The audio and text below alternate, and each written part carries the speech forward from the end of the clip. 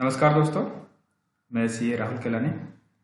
आज का अपना टॉपिक है जीएसटी की साइट पर रजिस्ट्रेशन कैसे करें। तो फ्रेंड्स, हो सकता है आज का टॉपिक थोड़ा लंबा हो जाए।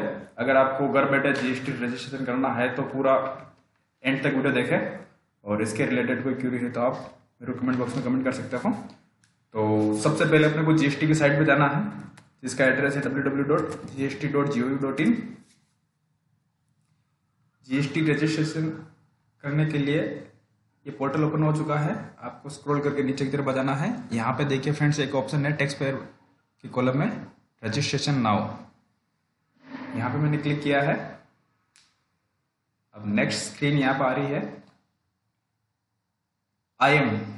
अगर आप टैक्स पेयर है, टैक्स डिडक्टर है, अपना करेक्ट ऑप्शन यहाँ पे सिलेक्ट कर ले।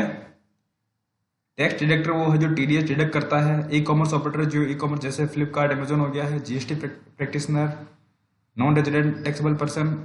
अगर आपका जो भी ऑप्शन आपको एप्लीकेबल है वो चूज कर ले। अपने केस में टैक्स पेयर है जो हमको जीएसटी भरना है, तो हम टैक्स पेयर सेलेक्ट कर रहा हूँ।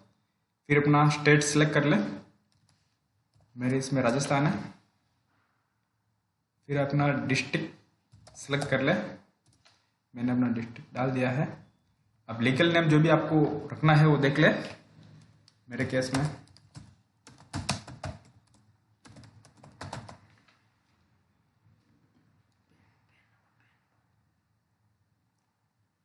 सॉरी फ्रेंड्स, यहाँ पे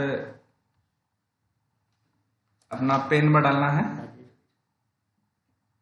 legal name of the business as mention in the PAN card पे जो अपना लीगल नेम जो लिखा हुआ है वो आपको डालना है। तो मैं अपना डाल देता हूँ। यहाँ पे पेन नंबर लिखना है।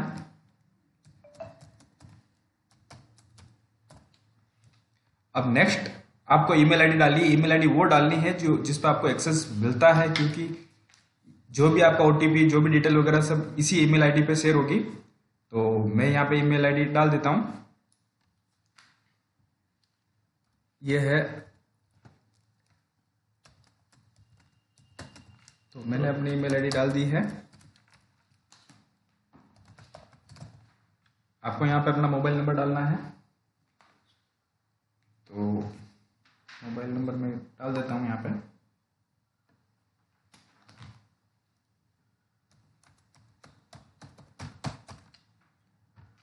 अब यहाँ पे आपको कैप्चा कोड डालना है।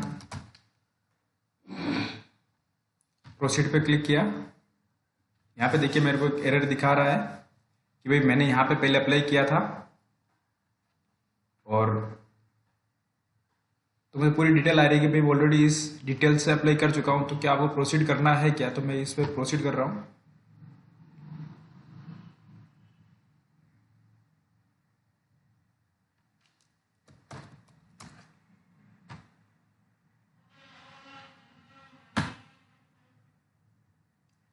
ये ओटीपी गया हुआ है। एक ओटीपी गया मोबाइल नंबर पे, एक ईमेल आईडी पे। अब अपन को दोनों डालने हैं। देखिए फ्रेंड, मैंने ओटीपी डालने के बाद सबमिट किया है। सबमिट करने के बाद ये स्क्रीन आ गई है। अब अपने पास एक टीआरएन नंबर आ गया है। इसको नोट कर ले। आगे का जो भी प्रोसेस होगा टीआरएन नंबर के थ्रू होगा। अगर आपको लॉगिन करके कुछ डिटेल देखनी है कि मेरा रिजेक्ट हुआ, एक्सेप्ट हुआ, कोई एरर है, कोई नोटिस आया हुआ है, या कोई फर्दर क्लेरिफिकेशन देना है, तो ये टीआरएन नंबर डालने के बाद ही आपका लॉगिन हो पाएगा। तो ये टीआरएन नंबर एक बार आप नोट कर ले।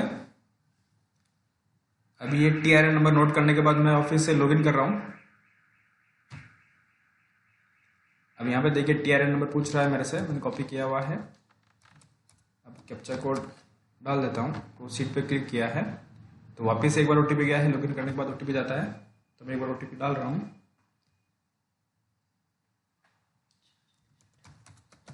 मैंने ओटीपी डाला है और प्रोसीड पे क्लिक किया है। अब ये विंडो ओपन हो चुकी है। अब यहाँ पे 1 by 1 आपको टैब फिल करना है। तो सबसे पहले आपका पेन नंबर वगैरह आ गया। अभी सबसे इंपॉर्टेंट ट्रेड नेम, आपका बिजनेस का ट्रेड नेम क्या रहेगा वो आपको डालना पड़ेगा। हाँ, अपने केस में प्रोप्राइटरशिप है, इसलिए लीगल नेम और ट्रेड नेम दोनों में डिफरेंस रहता है। जनरली अगर सेम रखना चाहे तो भी रख सकते हैं, पर लोग बाग अपनी बिजनेस करने के लिए नेम कुछ अलग ही रखते हैं। तो मेरे केस में भी अलग है।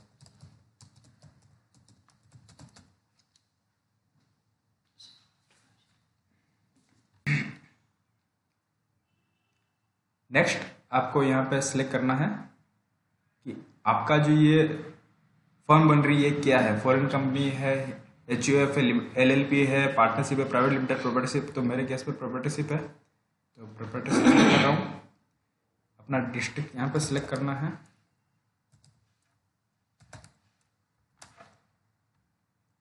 सबसे इंपॉर्टेंट फ्रेंड यहाँ देखिए, यहाँ पे लिखा हुआ है are you applying for the registration as a casual taxable person. No, ये उसी के लिए एप्लीकेबल होता है जो पर्टिकुलर एक बिजनेस आइडिया लेके आते हैं 3 महीने का, 5 महीने का, उनका पर्टिकुलर पर्पज सर होने के बाद GST नंबर की जरूरत नहीं होती, तो कैजुअल टैक्सेबल पर्सन में जाते हैं। तो अपने इस केस में नहीं है। ऑप्शन फॉर कंपोजिशन स्कीम अपने पास नहीं है, अपने पास रेगुलर स्कीम में जाना चाहते हैं। तो फ्रेंड्स अपने को रेगुलर स्कीम में जाना है, तो मैंने यहाँ पे इस ऑप्शन को कुछ भी नहीं किया है। और फिर नेक्स्ट ऑप्शन है reason to obtain registration.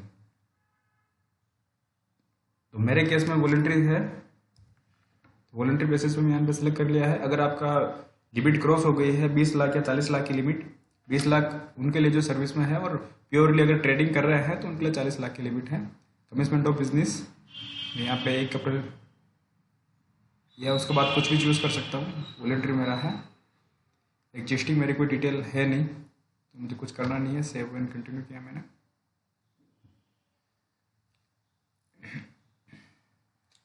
First step तो मेरा कंप्लीट हो गया। देखिए यहाँ पे टिक आ गया है बिजनेस डिटेल। अब मुझे प्रमोटर की डिटेल डालनी है, तो यहाँ पे मुझे फादर नेम डालना है प्रोप्राइटर का,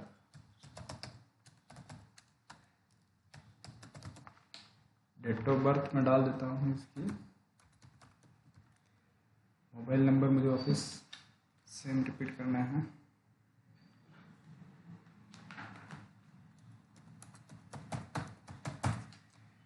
ईमेल आईडी,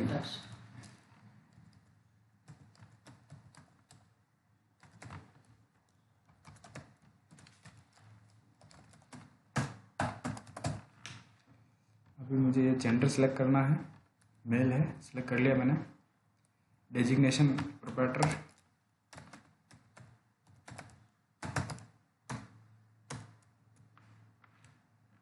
डिन नंबर अवेलेबल नहीं है अपने पास।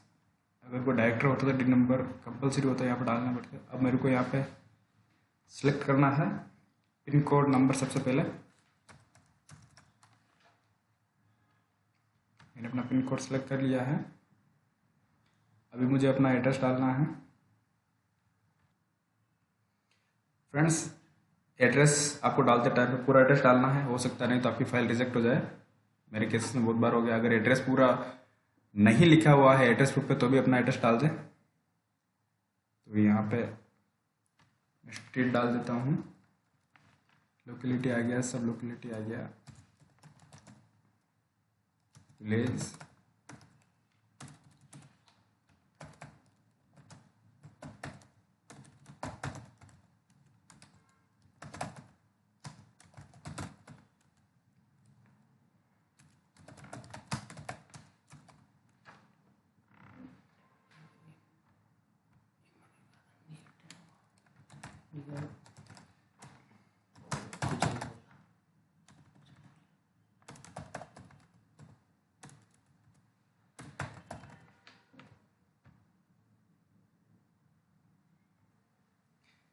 मैंने एड्रेस डाल दिया अपना।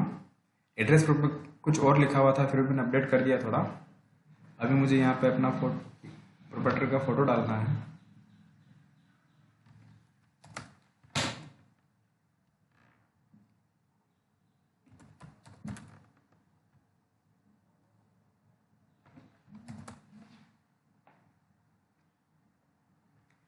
ये मैंने फोटो सेलेक्ट किया है।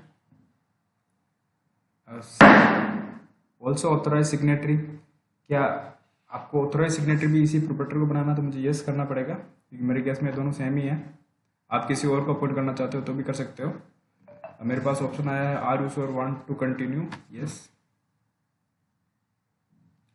अब मेरे पास ये टैब भी कंप्लीट हो गई है। अब यहाँ पे प्राइमरी ऑथोराइज पे मैंने टिक किया है। प्राइमरी ऑथोराइज पर्सन मेरे लिए यही रहेगा। वापिस से सेव एंड कंटिन्यू किया। यहाँ पे ऐड न्यू करने का ऑप्शन आ रहा है। अगर आपको ऑथोराइज पर्सन किसी और को अपॉइंट करना तो भी कर सकते हो आप। यहाँ पे अपने को कुछ नहीं करना है क्योंकि अपन ऑथोराइज ऑलरेडी कर चुके हैं। 7 कंटिन्यू किया। अभी अपने पास टैब आ गया principal place of business.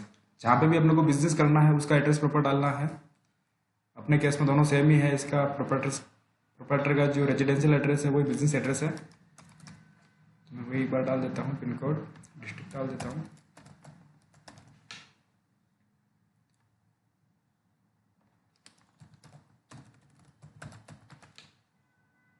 Friends, जिसको भी रजिस्ट्रेशन करना हो पूरा देखे वीडियो। हो सकता है आपको छोटी सी मिस्टेक भी करे तो पूरा जीएसटी रजिस्ट्रेशन कैंसिल हो सकता है। अब सिटी मेरी बिलवाड़ा आ गई है, लोकेलिटी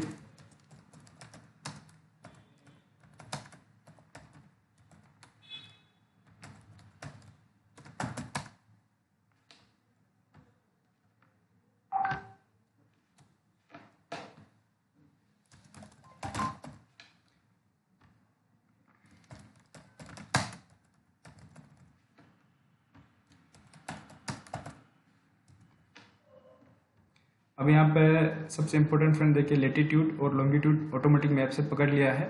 अगर आपका कुछ डिफरेंट है तो आपको प्रॉपर अपने मैप में जाके अपडेट करना पड़ेगा। मैंने अपना एड्रेस, बिजनेस जो एड्रेस था वो मैंने अपडेट कर दिया है।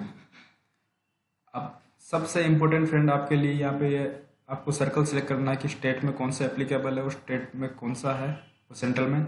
या आपको दोनों आपको इंटरनेट पे जाके चेक करना पड़ेगा भाई आपका जो बिजनेस एड्रेस है कौन से जुरिडिक्शन में आ रहा है। मेरे केस में मैंने निकाल के रखा हूँ, मैं वो सिलेक्ट कर लेता हूँ।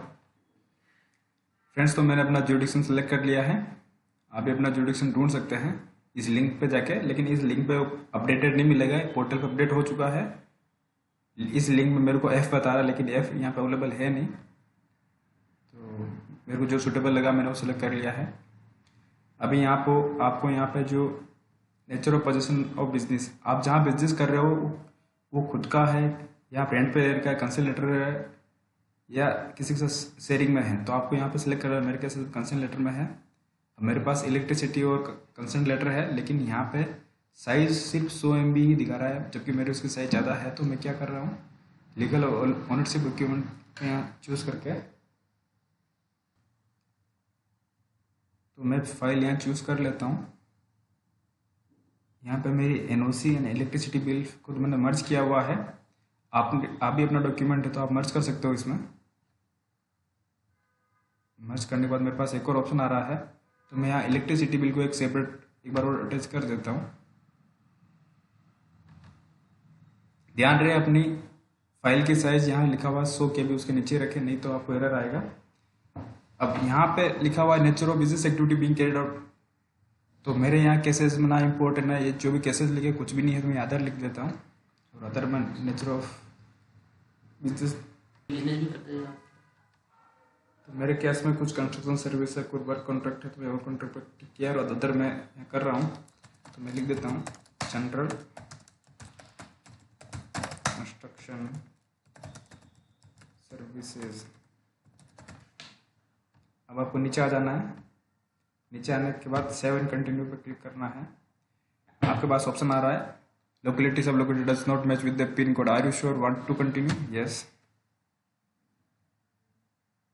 कंटिन्यू करने के बाद मेरे पास एडिशनल प्लेस ऑफ बिजनेस का ऑप्शन आ रहा है। अगर आपके बिजनेस के 2-3 जगह अगर वेयर हाउस है, गोडाउन है, बिजनेस है, तो आप यहाँ पे एडिशनल ऐड कर सकते हो। मेरे केस में कुछ भी नहीं है, मैं कंटिन्यू कर रहा हूँ। कंटिन्यू करने के बाद फ्रेंड्स आपको अपने बिजनेस के HSN कोड डालने हैं जो आप फ्यूचर में करने वाले हो सकता है आपके पास एक्चुअल डिटेल पता नहीं हो कि आप क्या करोगे, फिर भी आपको कंपलसरी बेसिस पे आपको सेलेक्ट करना ही पड़ेगा। आप मैक्सिमम 5 ही सिलेक्ट कर सकते हो। अगर आपके बिजनेस में अगर बहुत सारी कम्युनिटीज है जिसमें 10 से 15 आइटम हो सकते हैं, सिर्फ सबके HSN कोड अलग अलग है, तो आपको मेजर 5 जिसमें आप डील करने वाले हो वो यहाँ पे सिलेक्ट करने हैं। तो फ्रेंड्स, मैंने मेरे HSN कोड और SSC कोड जो मेरे को एप्लीकेबल थे वो मैंने यहाँ पे डाल दिए हैं। अभी मैं 7 कंटिन्यू पे क्लिक कर रहा हूँ। अब आपको अगर आपका PT रजिस्ट्रेशन वगैरह कुछ ले रखा है तो आप यहाँ पे डाल सकते हो। मेरे केस में कुछ भी नहीं, मैं 7 कंटिन्यू कर रहा हूँ।